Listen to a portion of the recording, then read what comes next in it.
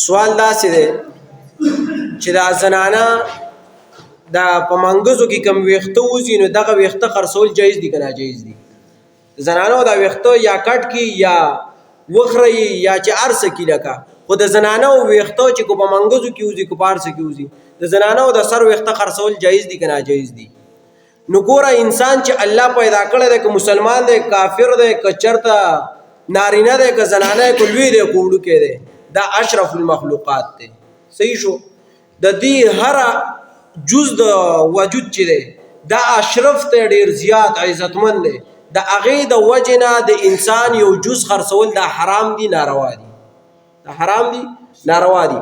نو ګوره د زنانو ویښته خرڅول یا د نارینو ویښته خرڅول یا چې دی نو د وجود یو حصه خرڅول بغیر د ضرورت نه، هر څه چې لوښي اخیستل څه ضرورت خو نه دی د ښځو په ویښتو باندې دا خرڅول حرام دي، ناروا دي، دا نه دي خرڅول پکار. مسله لیکلې ده فتاوا شامی والا وی چې دا به نه خرڅوي، د انسان یو جز هم نه خرڅېږي. بل دا چې د دې ویښتو سره به کېږي څه دې دا مونږ لو چرته. نو ګوره زمونږ خلک وي دا به مقبره کې ښخی. مقبره هم یو ښه سیف ځای دی، لکه مقبره خو دی نه چې په دې کې به خامخا مړي ښخېږي، یو سیف ځای دی دی چې دی نو دا خلک بیا لټوي نه. نو که مقبره کې یو خاص ځای ولې مقرر شي او هغې ته قبر ولې وکنستلی شي او په هغې کې ښخ کړی شي هم ښه طریقه ده. یا که مقبره نه یو خاص ځای دی، محفوظ ځای دی چې هغې باندې څوک ځي راځي نه، هغې کې ښخ کې هر څه چې کې په هغې کې دفن کړی شي چې دا واپس څوک راونه باسي، نو هم ښه طریقه ده. خو چې سیف ځای برابر ځای. یا که دغه نه نو د هر څه نه علاوه چې بالکل سمیلاو نه شي، نو د زنانو یا د هر چا ویښته چې دي نو دا سوځول هم جایز دي، چې دا وسوځولی شي په یو سیټ ته او ایری چې دی نو سیټ ته واچولی شي چې څوک پې ګرځي نه، نو سوځول هم جایز دي. او دفن کول یا سیټ ته وړل دا ښه طریقه ده.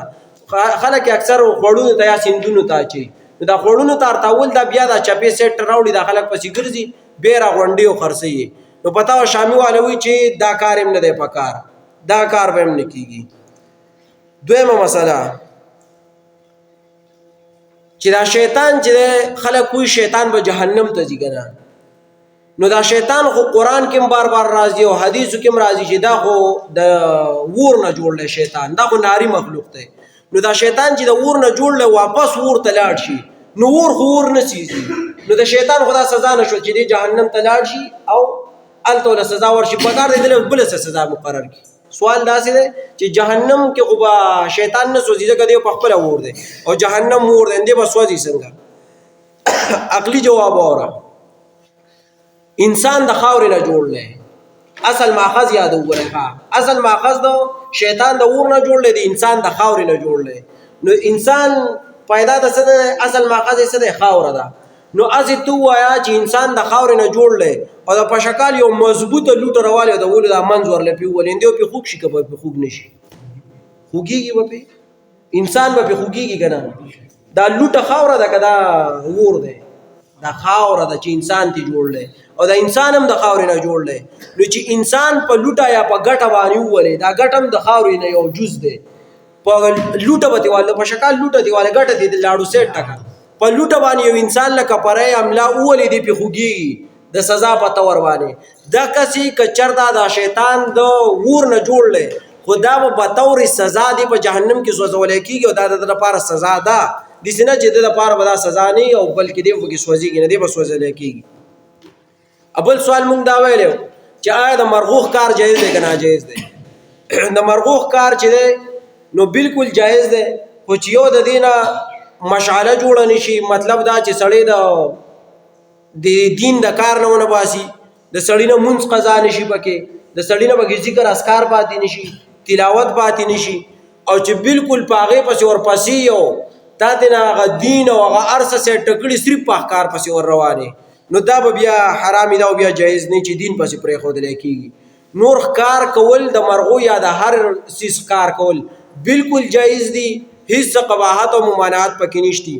کله کله د ښکار نه خلک یو کاروبار جوړ کړي، د ښکار نه کاروبار جوړول هم جایز دي، چې کاروبار دې جوړ کړي. لکه مثال په طور ته چاته ووایې چې زه به تاله کرکوړی ولم، کوترې به ولم، تنظرې به ولم، زرکې به ولم، دا به تاله ولم راوړم به تاله دله او یو زرکه به زه تاله په 500 روپۍ در کوم، یا د میانو ښکار شو لکه پای سمندر کې خلک ګرځي هغه میان په کشتو کې نیسي کاروبار دې جوړ کړي نو د مرغو د ښکار کاروبار هم جایز دی یا د بل زناور چې ښکار کیږي د هغې کاروبار هم جایز دی ښکار هم جایز دی خو صرف یو خبره وبکي چې بدای شرایطو باندې وي چې مونځ د نه پکې پاتې نشي ذکر اذکار پاتې نشي تلاوت د قرآن پاتې نشي د دین بل کار د نه پکې پاتې نشي دا مسله لیکلې د فتاوا شامی والا چې مرغو یا د نور چیز کار جایز دی او کاروبار هم جایز دی نو فتاوا شامی والا لیکلی المبسوط د امام سرخسی لیکلی فتح الباری والا لیکلی دی بدایع الصنایع والا لیکلی دی ټول لیکلی چې کار جایز دی او کاروبار جوړول تم جایز دی خو چې دا د دین دا کارونه نه پکې پاتې نشي والله اعلم